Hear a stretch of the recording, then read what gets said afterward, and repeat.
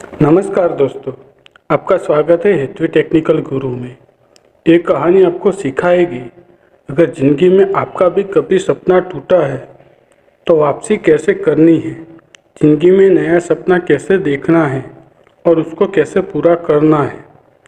Spain का एक 10 साल का लड़का जिसका ये सपना था कि वो फुटबॉलर बनना चाहता था, उसने अपने पेरेंट्स को जाकर बताया कि पापा देखना, एक दिन मैं स्पेन का नंबर 1 फुटबॉलर बनूंगा, नंबर 1 गोलकीपर बनूंगा, क्योंकि उसे गोलकीपिंग बहुत पसंद थी। उसने अपने पेरेंट को बताया। पेरेंट ने उस पर भरोसा किया। उसके मम्मी पापा ने उसके लिए कोचिंग लगवा दी।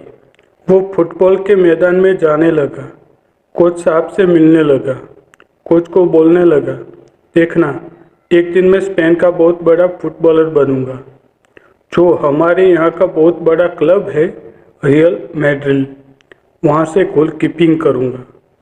तो वो कोच ने देखा कि उसका जो स्टूडेंट खेलने के लिए आया है, सीखने के लिए आया है, उसके आंखों में चमक है, उसका सपना है।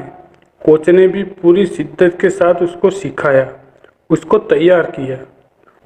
वो 10 साल का लड़का कब 20 साल का हो गया मालूम ही नहीं चला, और इन 10 सालों में इसने कमाल की परफॉर्मेंस दी, कमाल के गेम्स खेले, और एक ऐसा दिन आने वाला था कि उसे रियल मैड्रिड वाले उसे अपने में शामिल करने वाले थे। लेकिन उस दिन के आने से पहले ही एक शाम वो अपने दोस्तों के साथ घूम रहा था कार में, तभी उसकी कार की एक्सीडेंट हो गई।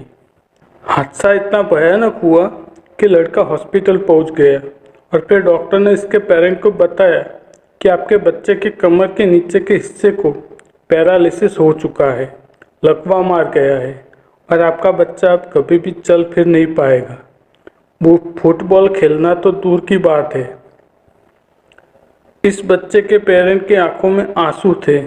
इन्हें समझ में नहीं आ रहा था कि उनके बच्चे का इतना बड़ा सपना टूट गया था। उन्होंने जाकर अपने बच्चे से बात की, उससे समझाया कि बेटा अब आपके आने वाली ज़िंदगी बहुत मुश्किल होने वाली है। इस लड़के को मालूम चला तो वो हिल चुका था। इसके लिए इसके सारे सपने टूट गए थे। उदास था, मायूस था।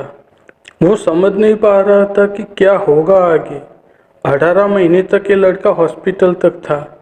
आप सोचिए कि 18 महीने हॉस्पिटल में रहेगा तो उसके दिमाग में क्या क्या चलता रहेगा, कितने सारे नकारात्मक विचार आएंगे। इसके साथ भी यही हो रहा था, लेकिन इसने हार नहीं मानी। इससे लग रहा था कि इसे लाइफ में सकारात्मक विचार के साथ वापसी करनी है। इस लड़के ने जो उसके खाली समय में उसे हॉस्पिटल में मिला था, उसका सही उपयोग करना शुरू किया। गाने लिखना शुरू किया, कविताएं लिखना शुरू किया। इसे लिखने का शौक था, लिखता चला गया, धुन बनाता चला गया, उन्हें गुनगुनाने लगा। इसका जो दिमाग था वो फुटबॉलर से हटकर म्यूजिक की तरफ आने लगा। इसे लगने लगा कि इसे अब म्यूजिक में कुछ करना है। आप सोचिए, वो लड़का जो अभी हॉस्पिटल में है वो अब नया सपना देख रहा है। आपको यकीन नहीं होगा, 5 साल के बाद इसका एक गाना आता है जो कि पॉपुलर हो जाता है। वो गाना है life goes on the same, और ये लड़का स्पेन का बहुत पॉपुलर सिंगर बन जाता है। इनका नाम है जूलियो इग्लेसियस। इनकी सच्ची कहानी मैंने आपके साथ शेयर की है।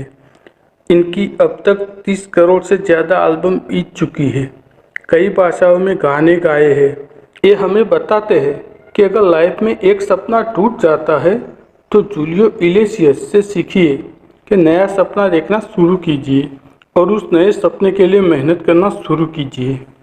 एक बार की बात है, एक राजा साहब के पास बड़ा सुंदर विशाल महल था, और उस विशाल से महल में एक सुंदर सी बगीची थी। उस सुंदर से बगीचे में एक माली था और अंगूरों की बेल थी।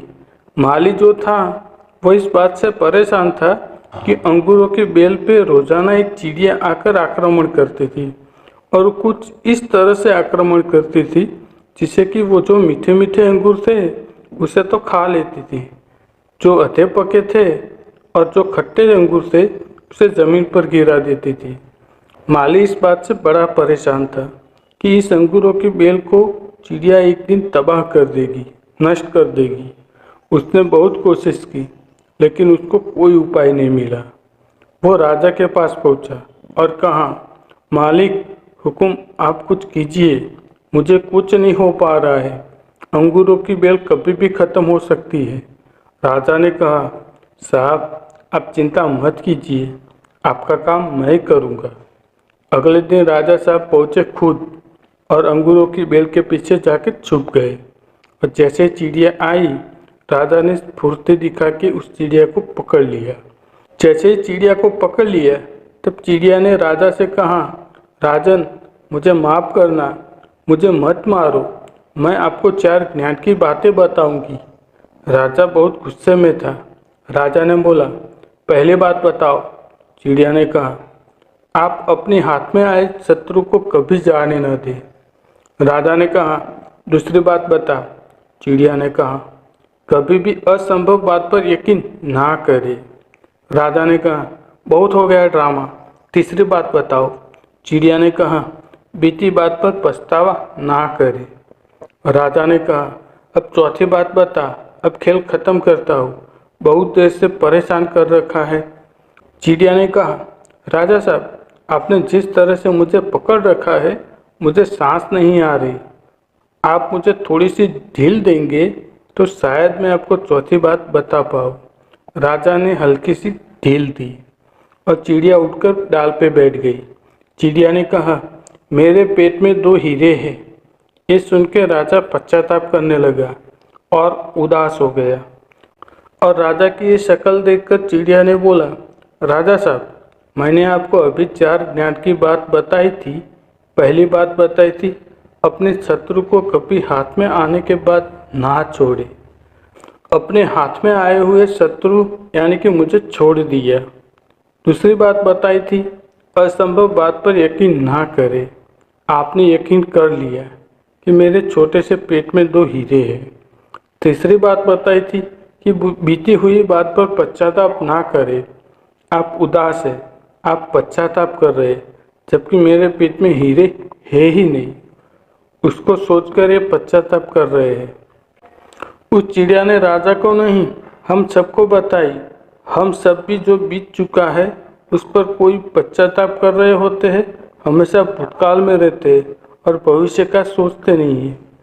प्रेजेंट में रहना स्टार्ट कीजिए, फ्यूचर का प्लानिंग करना शुरू करिए, अपने सपनों को फॉलो करना स्टार्ट कीजिए। जिंदगी में जो हो गया आपका उस पर कंट्रोल नहीं है, लेकिन जो होगा उसको आप बदल सकते हैं। धन्यवाद।